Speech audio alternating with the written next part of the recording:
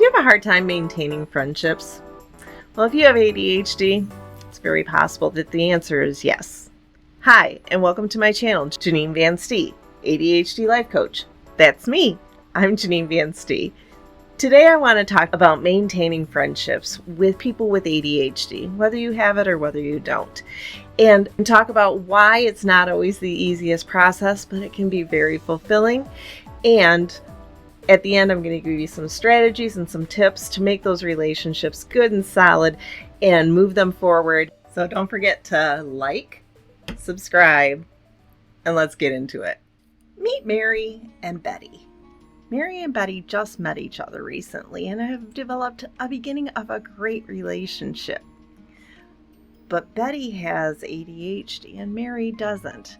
And although things are going really well right now, just around the corner, ADHD may be waiting to sabotage this friendship. How? Well, let's talk about that. So when you first get into a new friendship, it's a lot like getting into a romantic relationship, right? You're excited, you're very attentive, you talk to the person a lot, you do a lot of things together. It's all very exciting, just like a romantic relationship. And just like a romantic relationship with a lot of ADHD folks, your interest wanes. Doesn't mean you like the person less. No, they're just not novel anymore, right? Now they're just part of your reality. A lot of times our friends don't understand that. And so they don't understand why you may be very, very attentive right at the beginning and be like all in and then kind of putter out after a little while. Oftentimes they're going to think they don't want to be friends with me anymore. That's not necessarily the case. What could be happening is that ADHD is kicking back in because the novelty of the new friendship has worn off. And that's where some of our ADHD folks have a really hard time maintaining a great friendship that they just started and not losing it to their ADHD symptoms. For the sake of our story with Mary and Betty, let's say that, they got past that and Mary's okay with the fact that Betty doesn't call her as much. They're still good friends. They like each other a lot. However, Mary has started to wonder if Betty is a little self-centered because every time Mary talks with Betty, she interrupts her. And so she feels like she doesn't really want to listen to her. Which, if you look at friendships, one of the most important things of friendships is being a good listener, right? So when Betty starts interrupting Mary, Mary's like, she's totally disrespecting me and she doesn't give a crap about what I have to say. And Betty is thinking, I'm so excited to be with you and I have so many things to tell you. I just can't wait. And they just keep coming out. Totally different perspectives, right? Same thing happens like when you're telling a story. You're telling a story that's really important to you. You're neurotypical. You go through thinking you're going to get a neurotypical response, and so you tell the story. You want the other person to listen and to, support you during this time. Instead, Betty tells you a story about something that happened in her life that was similar. Mary's thinking all Betty ever thinks about is herself. Betty's thinking, oh, let me tell you about this thing that happened in my life because this totally relates to what happened to you. And I want you to understand that I understand where you're coming from. So I'm going to tell you this so that you'll know that I understand you. Another incongruity because perceptions are completely different at this point, right? Obviously, communication is important in a friendship. When these things happen, communication breaks down because perceptions are not the same from both people. Same thing happens with making plans. So you make a plan with a friend with ADHD and the friend's like, yes, let's do it. We're going to do it. So one of many things will happen in this scenario. You have plans with your friend, you get together, you have a great time and everything's copacetic. Another option is you get together, the friend is 15 minutes late getting there, but you still have a great time and everything is copacetic. Another option is that the ADHD friend completely forgets about the engagement and blows it off. And then when you call her and say, hey, are you coming? They say, oh shit, I forgot. I'll be there in about 15 minutes, right?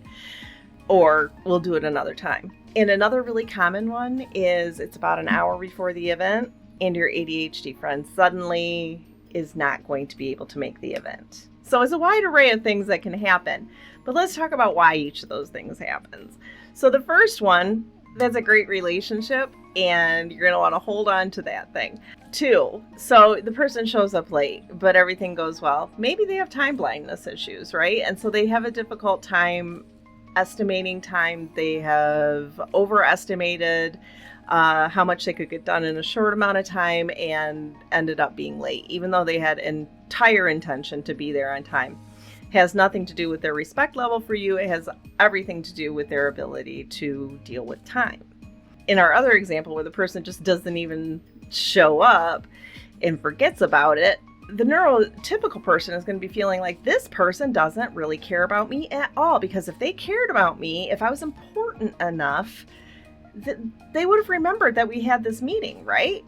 Except it's not always about importance for us, remember. It's about novelty and interest and challenge and urgencies. So yeah, they may forget. It's very possible. Now, going back to our example, does that mean that Betty doesn't like Mary? No, it doesn't mean that Betty doesn't like Mary. It doesn't mean anything about the friendship. It means that Betty struggles with time management or struggles with remembering engagements. It doesn't have anything to do with how she feels about Mary, but it definitely has something to do with how Mary feels about Betty. And in the last incident where Betty's like, I can't go, I don't feel good, I'm not going to be able to make it, it's just not going to happen this time. And Mary's like, okay, she cancels a lot right before events, and I know she's not sick, I know she's not feeling well, so she's just blowing me off. But Betty's thinking, I'm so anxious, I can't regulate my emotions, I can't get myself to a place where I can interact with other people, I gotta say I can't go. So here we have Mary thinking, Betty doesn't have any respect for me, Betty doesn't really like me, she's blowing me off. And Betty's thinking, I feel horrible about this, but I can't do this. So again, colliding thought processes. And at this point, I'm feeling like we're barely scratching the surface of some of the issues that we can run into. So let's just talk about having a conversation with each other. Let's talk about a conversation with a person with ADHD. So we have Betty and Mary again.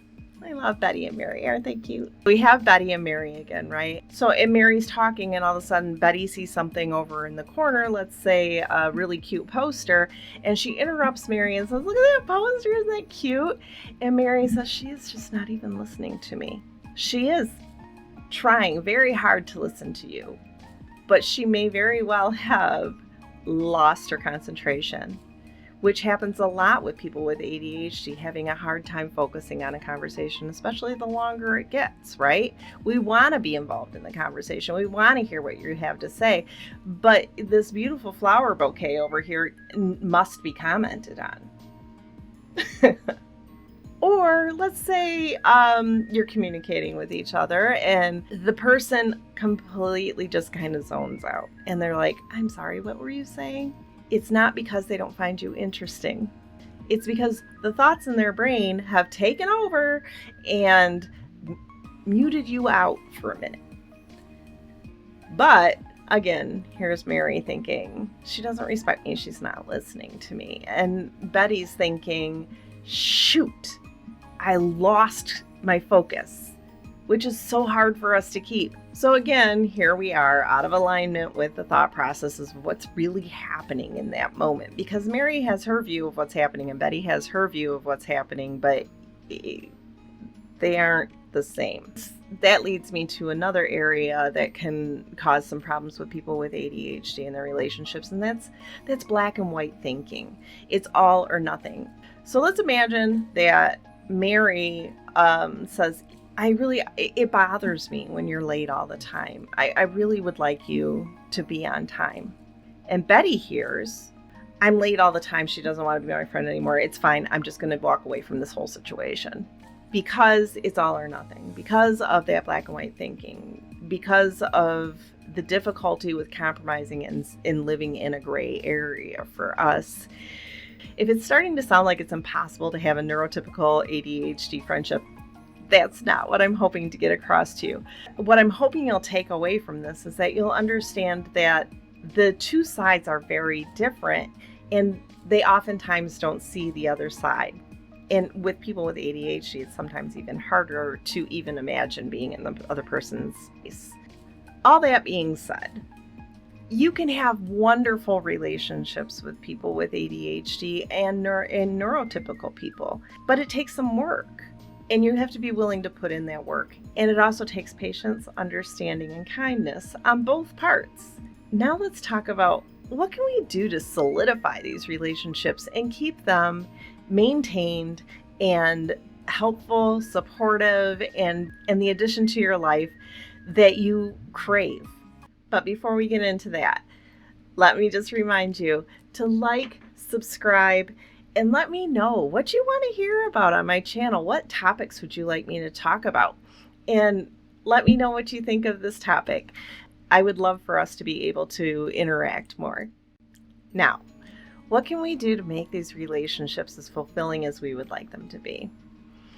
I would say, first off, honesty is a really key thing in any relationship. And with an ADHD person, it's even a little bit more key. Do you have to disclose that you have ADHD to everybody? No, you don't. You need to determine who you can trust with that information and who you can't trust with that information. But if this is a person who you really would like to have a strong, solid relationship with, I would like you to consider telling them about your ADHD and the ways that it affects you so that they might more fully understand some of your behaviors and not think that it has to do with the relationship itself. And that's a completely personal decision. I know a lot of people don't like to talk about their ADHD. I have found that in most of my friendships that disclosing my ADHD has been helpful because people then understand a little bit more about what's going on. So that would be like my first suggestion.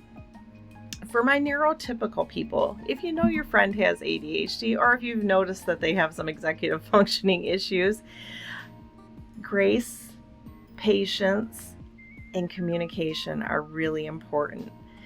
Grace being understanding that this person does have a disorder that causes them to have these issues. Does it always fix the problem knowing that? No, not necessarily, but it does help it make more sense, and it does help it affect the relationship less. Patience is not always easy. But having patience and being patient with your ADHD friends is going to help your relationship with them. The more patient you are, the more supported they're going to feel, the more comfortable they're going to feel.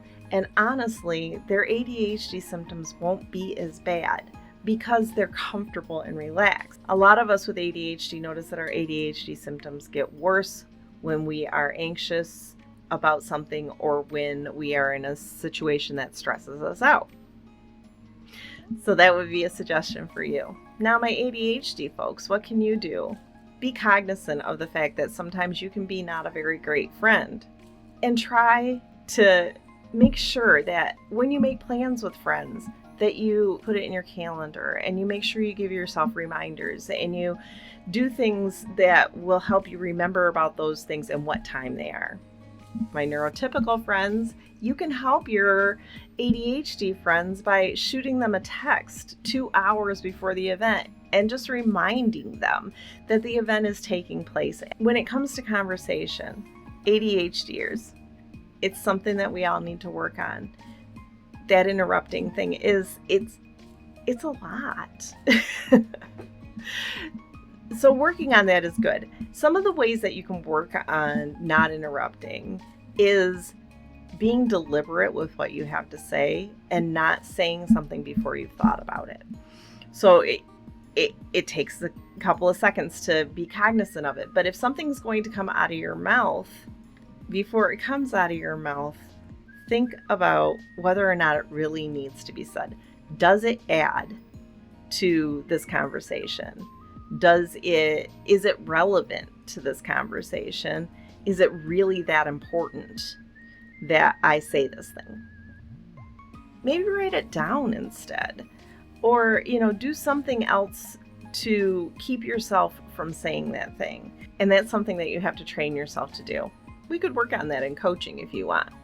If you're interested in coaching, you can always contact me through my information in the details.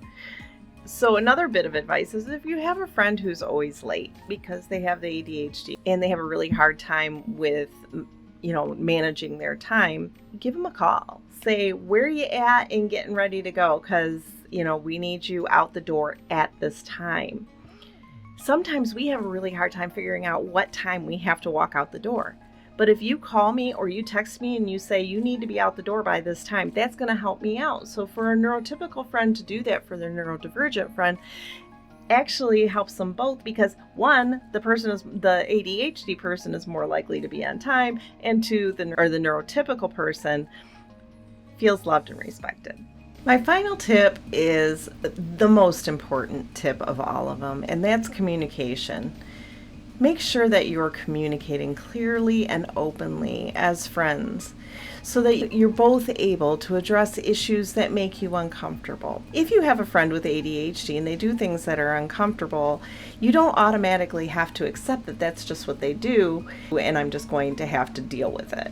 Now, sometimes that works, but on the other hand, it sometimes builds up a lot of resentment. By communicating your needs to each other as friends, you're going to be able to build and maintain a good, solid relationship. So let's go back to Mary and Betty. Let's say that Betty has disclosed to Mary that she has ADHD and she struggles with some things. And so Mary now knows that Betty struggles with being on time, not because she doesn't respect her, but because she has ADHD. And she's working on being more patient, but she really hates the fact that she's late all the time. Betty has to understand. Mary has to be able to communicate with Betty in an honest way to say, this really bothers me, and I want that to be something that you make as a priority when we get together. And Betty has to be able to take that bit of information and do something with it. Now, we talked about how you can help and how you can address this as a friend, but don't keep those things quiet, because then the other person doesn't know. Say, let's go the other way and let's look at Betty. And Betty knows that she really, really struggles with social situations, especially with people that she doesn't know.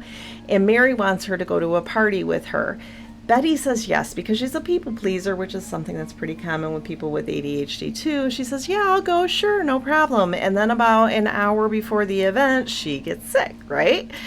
If Mary knows that Betty has significant social anxiety and Betty calls her and says, I'm not feeling well, I'm not going to go, Mary can maybe challenge her a little bit on that and say, are you feeling anxious? How can I make this easier for you?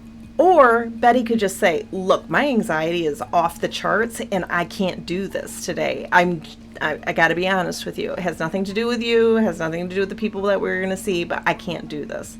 And be honest about it, rather than saying, I don't feel well, and lying about their reason. Open communication is honestly the key to any friendship, whether it's with a neurodivergent person or whether it's with a neurotypical person. Anybody. Open communication and honest communication is going to help any relationship. So talk to your friend and say, hey, I've noticed that you're late like all the time. What can I do to help make sure that you're here on time? It has a different feel than you're always late and you don't respect me. And on the neurodivergent side, let's look at it this way too. Instead of getting defensive when that person says, I would like you to be on time, be honest with yourself and say, so I need to use some strategies to make sure that I'm there and I'm there on time. So hopefully some of this information has been helpful to you, whether you're neurodivergent and whether you're not. I hope you enjoyed meeting Betty and Mary. I'm sure I mixed them up with my hands multiple times throughout the talk, but I think I stayed consistent with Betty had ADHD and Mary didn't. So if you like my content and you enjoyed the video, hit like, hit subscribe. It helps a lot because I'd love to have you come back, and I hope to see you next time.